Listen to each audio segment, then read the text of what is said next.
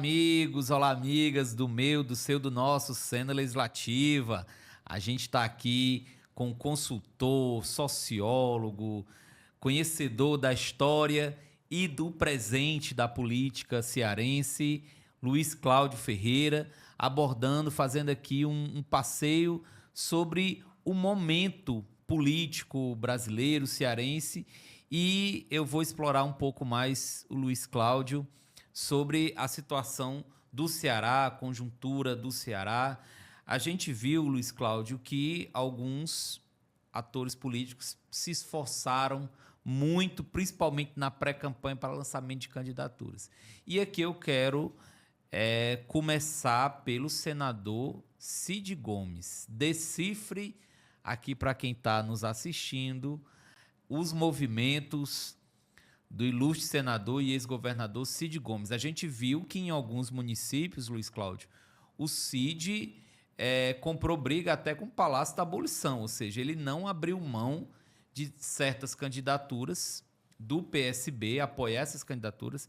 Ele mesmo se fez presente em diferentes convenções municipais, ou seja, atrelando o seu nome ao postulante.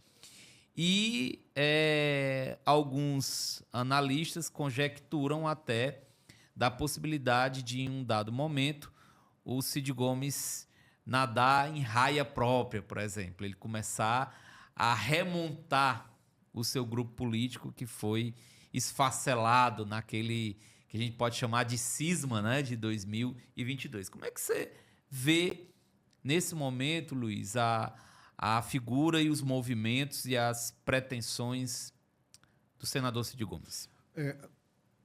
É interessante, muito poucos analistas conhecem o modelo operacional do senador Cid Gomes. Cid é um homem frio, calculista. Em 1990, se elege deputado estadual. Sim. O irmão se elege governador, certo? Ele, na passagem da saída do irmão dele para se tornar ministro da Fazenda, ele retorna para a Assembleia. Logo no primeiro ano do segundo governo Tasso, ele se torna presidente da Assembleia. Em 96, se elege prefeito de Sobral, pelo PSDB. Sim. Então, ele faz parte de um grande bloco que domina a política local, e principalmente na figura de Ciro e Tasso Gereissati. Passa 8 anos em Sobral, como prefeito, elege o sucessor, passa 1 ano e pouco estudando, retorna. Há aquela cisão de 2006 do grupo do Lúcio, que briga com o grupo do Tasso e do Ciro. O MDB e o PT se aliam a Cid Gomes, que já estava no PSB, saindo do PPS. Ele foi Sim. PSDB, PPS e depois PSB, quando se elegeu as 2 vezes governador. Então, Cid sempre faz tudo bem calculado, bem O PROS direitinho. veio depois, não é, Luiz? O PROS veio naquela confusão na qual eles saíram do PSB, depois adentraram no PROS, mas escolheram um candidato do PT, Camilo Santana, Sim. na época secretário de deputado estadual, para ser o candidato. Então, só pegando esse gancho, aproveitando, ele calcula tudo. O Cid jogou vários candidatos, vários nomes, e no final escolheu um cara de fora do partido ou do grupo político dele, que foi o Camilo Santana. Mas ele partia da seguinte ideia: Dilma Rousseff 13 e Camilo 13, a gente derrota o Eunício, porque o Eunício era o 15. Sim. As pessoas não se lembram disso, mas atrapalhou. Sim. Aí ajudou muito a candidatura do Camilo Santana. Camilo Santana se torna governador. Durante 7 anos, tudo arranjado, tudo certinho. Só que havia uma pedra no meio do caminho. O erro estratégico do Cid foi ter deixado a Isolda dentro do PDT. Se ele joga a Isolda para o PT ou para o próprio PSB, a história da política cearense hoje seria totalmente diferente. Aí o que é que acontece? Camilo vai ter que buscar um candidato que não é de consenso do grupo do Cid Gomes, que é o Mano de Freitas, deputado estadual na época. E aí vem o que eu gosto de dizer. Infelizmente, Cid saiu do modelo operacional dele. Está improvisando. Cid não esperava sair do PDT. Se alguém dizer que ele esperava brigar com o irmão, não. Foi que a questão mesmo aprofundou-se, não teve como mais... Ele está à vontade no PSB? Não. Não, ele não está à vontade no PSB. Ele não está à vontade. E a tendência dentro do PSB, como ele está muito próximo da direção nacional, é ele se tornar verdadeiramente a grande liderança, tanto em matéria de voto como de caneta. Porque ele é uma liderança de voto hoje. De caneta, não. Caneta do partido ainda não está na mão dele.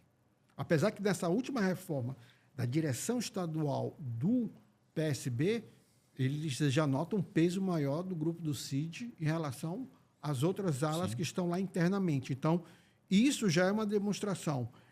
CID está chateado, porque a figura do deputado federal e líder do governo, José Nobre Guimarães, avançou, mudou o diretório do PT, botou lideranças que, teoricamente, não tem nenhum histórico, nem com as alas progressistas, imagina com as correntes mais socialistas do Partido dos Trabalhadores. E aí criou esse mal-estar no interior. Cid, habilmente, compreendeu e está se remontando. Está se remontando. E está dialogando. Agora, não estou entendendo o que está acontecendo em Sobral. Em Sobral, um prefeito bem avaliado que não está no palanque da candidata do PSB, que é Isolda Sela. Que é uma coisa que nós vamos depois, lá na frente, ver qual é o peso disso, favorável ou não favorável à candidatura de Isolda Sela. Só sei que o candidato da oposição ainda se mantém resiliente, que, na minha avaliação, era uma coisa que não era para ter acontecido, porque, pelo histórico, pelo recall que a Isolda Sela tinha, eu acho que era para ela estar já literalmente na frente. Já pegando, né? E aí, deputado, líder, né, do governo na Câmara dos Deputados, Guimarães é outra figura também que todo mundo sabe, sonha com o Senado e tem uma articulação particularmente forte no Cariri, mas que esteve muito presente no período de pré-campanha, nas convenções e agora também na campanha. Como é que você vê o Guimarães nesse processo eleitoral de 2024? O Guimarães se assusta. Ele vê quase o Zé Ayrton, na época vereador de Fortaleza e ex-prefeito de Capuí, ser governador. Ele se assusta. Em 2006, ele articula o apoio ao Cid Gomes. Em 2014, ele é pego de surpresa quando o Cid tira do bolso dele o nome do Camilo, que automaticamente eles tiveram que apoiar. Mas o primeiro e o segundo governo do Camilo, apesar dele ser do PT, era um governo onde o PT tinha algumas áreas de controle, mas não era o principal partido. Sim. O principal partido era o PROS, depois PDT. Isso eu já estou falando do período Camilo, porque no final do período CID, eles saem do PSDB e vão para o PROS. Então, aonde que eu quero chegar? O Guimarães, ele sabe que é agora ou nunca. O Lula chegou numa faixa etária próxima aos 80 anos. Até tem a discussão se ele deve ou não concorrer em 2026, está entendendo? O Guimarães sabe, ou agora ou nunca, o sonho dele de ser senador. Só que, na minha avaliação, o que aconteceu em 2002, com Eunice, Zé Pimentel, Lula chegando, quem vota num, vota no outro, não se repetiu mais. Tanto que, em 2018, um empresário desconhecido literalmente derrotou o presidente do Senado, Eunice de Oliveira, que é o Eduardo Girão. Quer dizer, você mostra que o eleitor ele causa uma certa surpresa. Então, na minha avaliação, é muito difícil o Elmano indo para a reeleição ou o Camilo voltando, a eleição de 2 senadores da base governista. Então, eu vejo essa disputa entre Guimarães e Cid Gomes. Correndo por fora, vem o Eunice de Oliveira, mas eu acho que muito dificilmente ele conseguiria repetir os feitos do passado, sabe? O Zezinho Albuquerque também sonha com o Senado, mas também acho muito difícil. E eu vejo que falta no Chiquinho Feitosa uma vontade maior de participar do dia a dia da política. Eu noto que ele está num grande partido, tem um grande orçamento, só que tem um problema. Se Tarcísio de Freitas não sair do Republicanos em 2026 não estará no palanque aqui do PT. Sim, é verdade. Tem esse viés, tem essas discussões que não são tratadas com o merecimento que a gente devia colocar. Então, eu acho que o Guimarães vai por tudo ou nada. E, do outro lado, ele tem a questão da figura do Guimarães. E, por outro lado, o Camilo também está se fortalecendo nos municípios também médio e pequeno. Então, nós temos vendo essas brigas internas. Enquanto os dois blocos de oposição, na realidade, dois não, três, um liderado por Roberto Pessoa e Capitão Wagner, tendo como principal partido União Brasil, se organizando. Do outro lado, você tem um PL se organizando com as suas várias alas, certo? E, do outro lado, você tem o Círio Tarso tentando se agarrar ao que sobrou. Em alguns municípios, eles se unificaram. Você, por exemplo, tem uma figura como o prefeito de Quixadá. Se ele derrotar o filho do Hilário Marques, ele terá muita dificuldade de se tornar um aliado do Eumano de Freitas, porque ele enfrentou 2 anos antes o PT, sabe? Isso. Então, você tem algumas cidades chaves que as coisas são um pouco mais difíceis. A eleição, por exemplo, no Cariri, em cidades importantes, não vai ser fácil. Não basta ter o nome de fulano de tal no palanque para dizer que está batizado, não. E falando em PT, Luiz, a partir da tua leitura dos municípios, Eumano sai mais forte ou mais fraco das eleições de 2024? Ele não é Camilo. Ele não é Camilo. Camilo conseguia transcender as disputas locais, conseguia construir pontes. Eumano luta, primeiramente, para tentar equilibrar o orçamento do Estado. Tem uma outra segunda luta muito cruel, que é a questão da violência urbana, né? A insegurança pública. Porque só entre nós, o bombardeamento de atos criminosos, de coisas negativas nas redes sociais e nos principais veículos de comunicações tradicionais, como rádio, televisão, blog, jornais, entre outros, é muito cruel, porque mesmo o Eumano fazendo um bom trabalho na área, a sensação que as pessoas têm de pânico. Está tudo pegando fogo, que pode ser assaltado, minha casa pode ser invadida, sabe? E eu acho que, nesse aspecto, o Eumano peca. Já era para ter contratado uma equipe de comunicação que pudesse falar uma linguagem mais objetiva, dizendo que está tendo esse combate, que determinados índices de violência estão caindo. Mas ele não consegue isso. É impressionante. Luiz, a discussão do Ceará sem fome, das cozinhas comunitárias, esse não consegue se tornar uma marca de governo? Não. Como é que você... Porque isso não consegue colar na imagem do governo do Estado, né? Plastificado demais também, né? É muito plastificado. Vamos ser sinceros. Quando Lula 1 e Lula 2 consegue colocar políticas públicas com grande sucesso, entre eles o Bolsa Família e entre outros mais, os governadores fazem algo semelhante no Nordeste. Agora, as grandes políticas sociais do governo federal já estão no dia a dia do cidadão. O cidadão sabe que determinados benefícios que ele tem, se entrar futuramente um Tarcísio de Freitas no lugar do Lula, não vão tirar, já vão estar lá. Mesmo caso você desce para o governo do Estado, e mesmo caso agora você desce para os municípios. O cara sabe que a questão lá da escola dele, a questão do asfalto da rua e tal, o prefeito que entrar vai continuar na manutenção dessas políticas públicas. E já entrou no cotidiano dele, já não é novidade. Você hoje foi inaugurar uma UPA, você foi inaugurar uma praça, já não é. O cara está mais preocupado com o filho desempregado, está entendendo? A insegurança alimentar. Que desde o período da Covid, nem todo mundo voltou hoje a se alimentar, a ter a certeza de se alimentar adequadamente, diariamente, como antes do período da Covid. É um debate também que eu acho que passa um pouco a mais.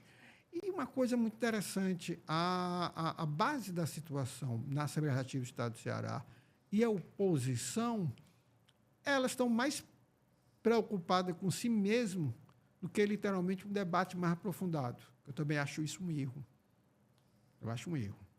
Eu acho que, de alguma maneira, o que poderia ser um grande fórum de discussões lá na Assembleia não estão acontecendo adequadamente. Sim. E qual é o nome que vai liderar, Luiz, Eu estou fazendo aqui um ping-pong, que eu sei que você gosta desse formato, né? Quase um modelo Marília Gabriela. Quem vai liderar a direita pós-eleição em 2024 no Ceará? André Fernandes. Tenho nem medo de titubear. André Fernandes. Então, já como um grande nome... Ele já é um vencedor. Mesmo que ele não do... ganhe essa eleição, ele é um grande vencedor. Cara novo. Sim. Deputado estadual bem votado. Eu me lembro que alguns parlamentares chegavam para mim e diziam, na legislatura de 2019 para 2022, nós vamos enquadrar esse menino. Eu olhava para eles e dizia, vão não. Ele só responde ao eleitorado dele. Ele não está... ele não é um Heitor Ferrer, preocupado com o rito da casa. Isso. Por exemplo, o meu amigo Heitor Ferrer é deputado estadual de oposição, mas mantinha uma boa relação com o presidente e a mesa diretora.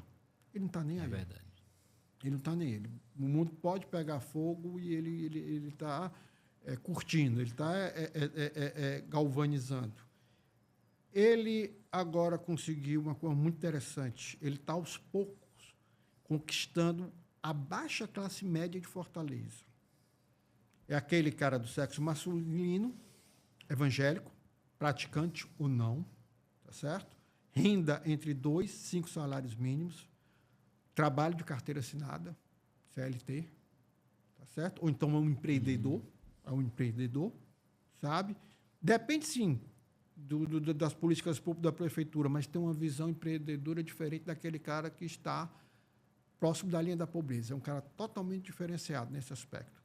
Esse eleitor, até alguns meses atrás, ainda tinha um grande peso a figura do capitão Wagner. Agora, quem está adentrando nesse eleitorado é a figura do André Fernandes. Na população de baixa renda, onde o Wagner também estava na liderança, quem está entrando é o Evandro.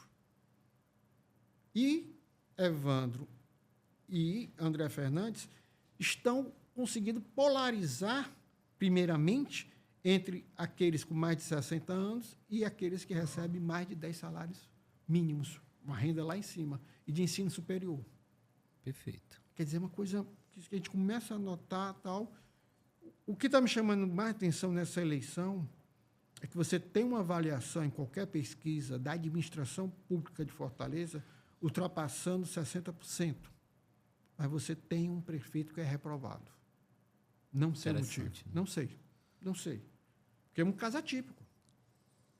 É um caso atípico. Não é comum.